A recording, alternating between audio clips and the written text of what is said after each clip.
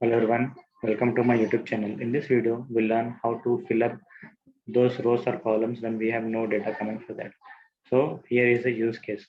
So like you can see on the screen, I have a line chart created with respect to my month of transaction date and the sales for that. So now I have data here from January till December. But if you can see here, some of the data for months is missing. From July, after July, I have directly have November. So this trend line is a little incorrect if you see.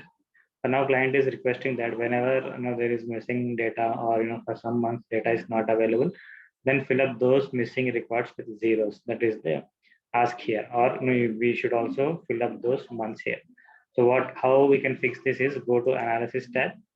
Under your table layout option, here we have an option called as show empty columns.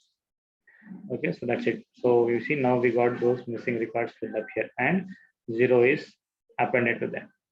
So very useful and helpful tip, and also your interview question. So that's it from my side in this video. Please like, share and subscribe. Thank you. Have a good day. Bye bye.